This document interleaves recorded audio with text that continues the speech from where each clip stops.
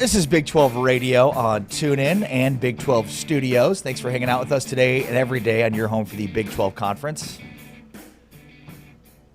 Hope you are having a dry morning.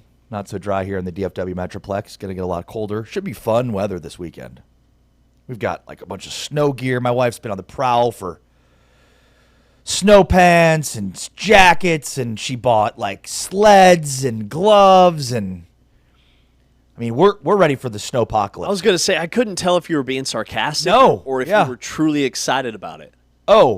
Yeah, why not? I think there's pros and cons. I'm excited for a very cozy weekend. Very cozy. See, I knew you'd enjoy that part of it. That's it. Just super cozy, get blankets, get on the couch, cuddle up with family. Yeah, we've become like the house for the neighborhood kids, and I think it's because our pantry is always fully stocked. I mean, kids aren't even asking if they can grab a snack. They're coming in, making their own mac and cheese. Our microwave's always going. Like, we are feeding thousands of neighborhood children. I don't know what's going on at home, but we are the place when it comes to... Not even asking, huh? Not even asking. What's your take on that? We don't love it. We feel like, manners. Yeah. Manners, but... Maybe like a little bit of respect? Yeah. Maybe it's a respect thing? But if we're If I were you, I'd like, when they go to open the microwave, I'd just slam it shut, be like, huh? Did you bring your own mac and cheese here? Is this BYOMC? Huh? What? BYOMC, yes. Is that what you did? Yes. Oh, no, it's mine. Like, this isn't... Okay, that'll be 35 cents. This is craft. Okay? We're not like... This isn't your generic mac and cheese, all right? This is this is the cream of the crop. This is Annie's, all right? This is like cream of very the crop expensive mac and cheese, Charlotte. Like, head back down to Mommy's house, okay? Yeah, go through Mommy's purse. See if she got like $2. No, there are, like I said, there's pros and cons. There's a little bit of trade-off. So you could have some mac and cheese, but like they'll they'll take our dog on walks all around the neighborhood. They'll clean up after him. Like they just all right. Right? Okay, that's the full story. Yeah, there's a little give something and in return. There's a give and a take. Okay, give good and to know. take. Gets our kids out of the house for a bit. So there are pros and cons. We have some neighborhood kids that come in and take our snacks. And I'm like, I'd nip that in the bud right away. I believe it. 1,000,000%. We have like a snack drawer. I like shut the door emphatic, like, listen, Katie. Listen, I don't know how this works at your house, but at our house. It's our house. We don't just, this isn't, no. Yeah, this isn't a free-for-all here. Right. Okay?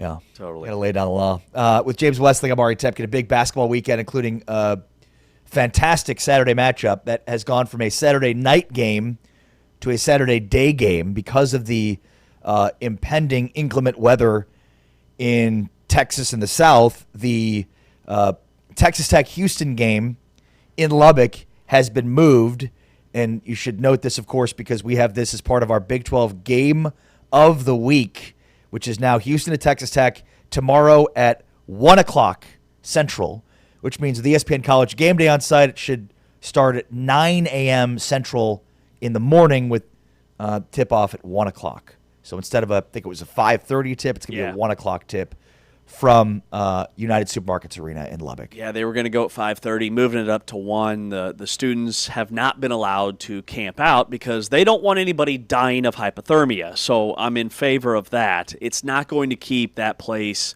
from being absolutely electric. United Supermarkets Arena, the USA. You've got Houston, their number 1 scoring defense in the Big 12, top 5 in the country. They're second in the league in steals per game. Their scoring margin has been better than it was this time last year, but they're not getting the love, kind of like they didn't last season at this time. Meanwhile, you've got Texas Tech, who's making over 11 threes per game, hit 14 threes in the first half last game out against Baylor. So you've got this suffocating Houston defense with that monster attacking style where they trap all over the floor with their length and their physicality. And then you've got Texas Tech, who's elite at spacing the floor, shooting the basketball, and they'll dare you to keep up. Cannot wait for it. And remember, this is a rematch. These teams already played earlier this year, and Houston won the game by 4. Yeah, here's what Christian Anderson had to say about that. That we got to be super, super detailed on how we played when we played on Saturday, and we got a home game, so it's going to be sold-out crowd in front of our fans, and it's kind of going to be a revenge game, so we're going to try to come out blazing. revenge game. Yeah, Texas Tech wants this one bad. I mean, this is the game you circle on the calendar if you're Texas Tech the rest of the way.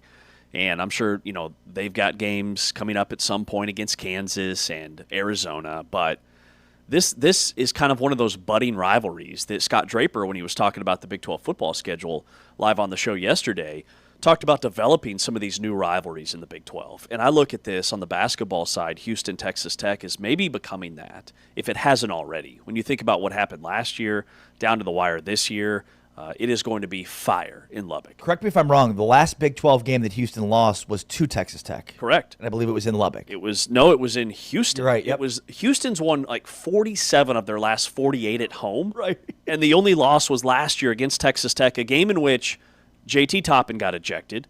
Grant McCaslin got ejected at the first media timeout. It was bananas. It goes into overtime. Texas Tech somehow wins that game on the road. I expect Texas Tech to win this game on Saturday. Really? I do. Here's what Kelvin Sampson said about Texas Tech. I think he's the most efficient basketball player in the country.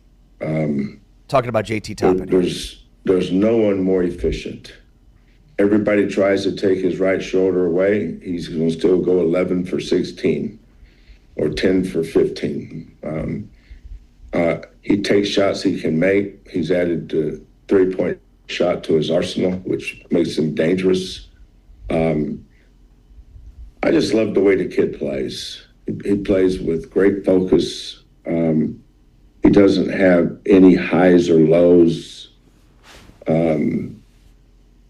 He's a great teammate.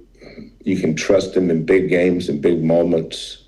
And no matter what team is playing against him, everything starts with what's your plan on Toppin. And I've yet to see anybody come close to stopping him. I mean, it's a tall order to stop who might be the best player in the Big 12, even among all these NBA-ready top 5 freshman draft picks for the upcoming NBA draft. JT Toppin was the Big 12 Player of the Year last year. It's like everybody forgot about him this year because Texas Tech lost a couple games in the non-conference when they had no bench and were missing even a couple of key starters in those games. But JT Toppin has added 16 pounds of muscle from last season to this season. So he looks thin and wiry, but you see him in person, and he's bulked up a ton. So he can absorb even more contact than he could a season ago. He's strong enough and he's long enough to get any look he wants on the floor.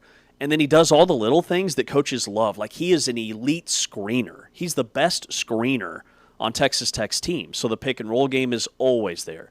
He's an underrated passer. You double him in the post, he's long enough and he's quick enough to make any pass on the floor, and that's why Texas Tech hits so many threes. It's all inside-out basketball.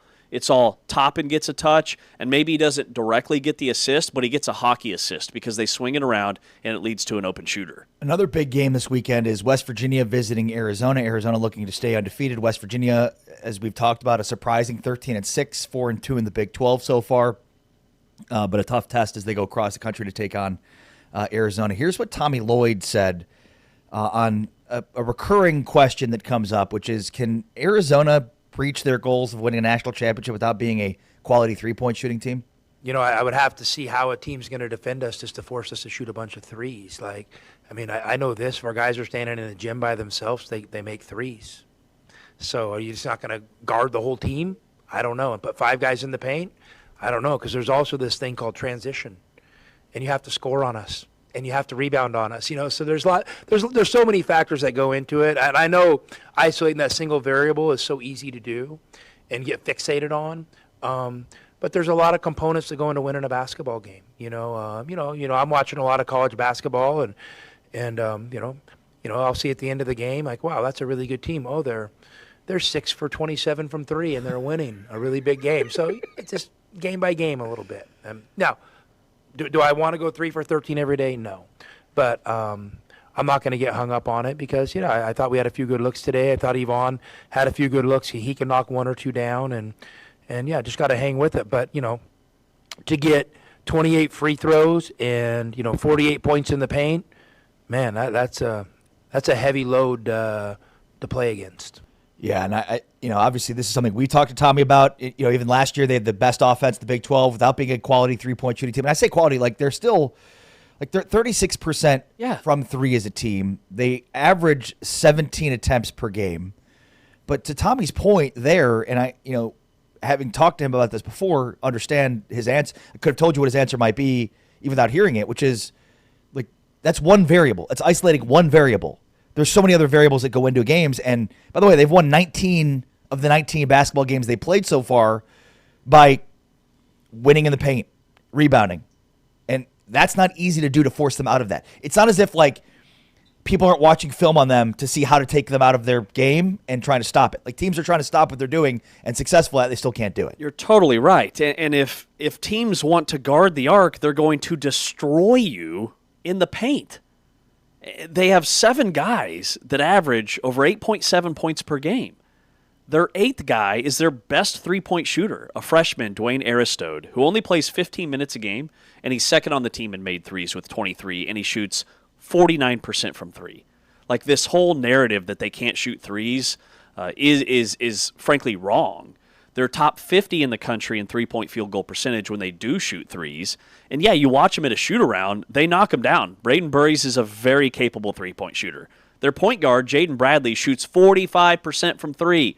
If he had taken enough threes, he'd be top 5 in the league in 3-point field goal percentage.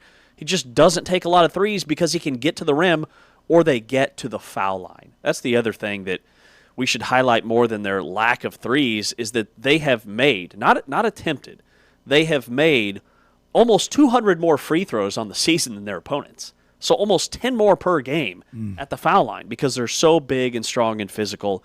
And you think of a team that shoots a lot of threes as finesse and quick. And so a team that doesn't shoot a lot of threes, well, they must just lumber up and down the floor. They have no foot speed.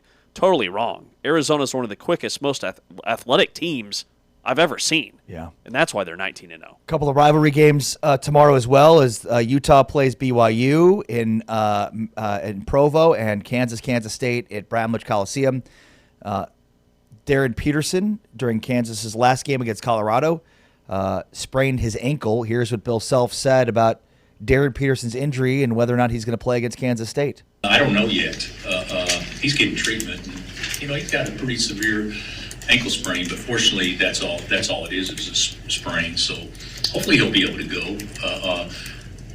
and play. But we're not at a point where we can make a decision on that yet.